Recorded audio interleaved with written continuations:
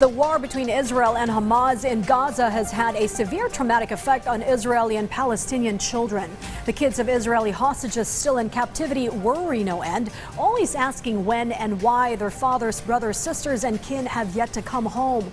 While Gaza children wonder where their next meal is coming from, when the next bomb or artillery strikes fall, and for many, who to turn to with mom, dad, and siblings all gone. VOA's Linda Gradstein reports from Jerusalem. Erez and Sahar Calderon were among dozens of children whom Hamas kidnapped and took to Gaza on October 7th. They were released after 52 days in Hamas captivity, although their father is still a hostage. Their mother, Hadass, says her children still suffer from trauma 6 months after their release and worry terribly about their father. My children can't sleep. My children can't sleep. They're terrified. Their father is coming in their dreams. He comes and says and screams, "Please don't forget me." They came back, but they're still there. They're still in the 7th of October. They live it every day. They never feel safe.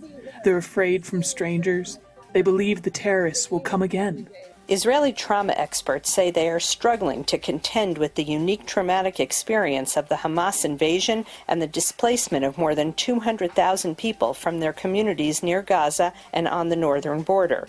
Thousands of psychotherapists have been recruited by both the Israeli government and volunteer organizations to treat the traumatized children and families. We have, unfortunately, a lot of experience in shelling and in bombing and even in war victims, but we never experienced kidnapping of children.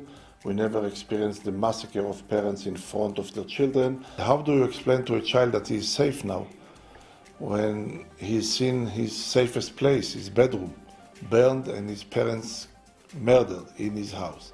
In Gaza, most of the 1 million Palestinian children have been traumatized by the widespread death and destruction caused by Israeli airstrikes and seeing their families killed and their homes destroyed. UN agencies estimate that more than 15,000 Palestinian children have been killed, 12,000 have been wounded, and about 19,000 orphaned during this war. Marwan Shaheen, a mother of 6 children living in the Nusayrat refugee camp, has been displaced 4 times since the war began. None of her children have been able to go to school, and her 18-year-old daughter suffers from schizophrenia but has not been able to get medicine or treatment.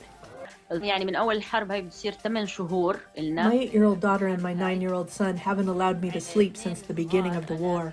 Any sound scares them, even if it's the noise of a car, not shelling. And because they hardly sleep, they wake up very tired.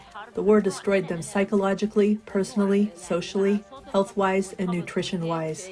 Because most of Gaza's hospitals and medical services have been destroyed, children's trauma cannot even begin to be treated until the war ends, Palestinian medical officials say.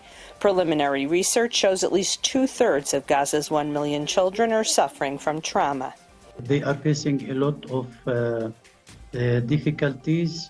They are suffering from signs and symptoms as a result of the continuous war and pressure on them, and the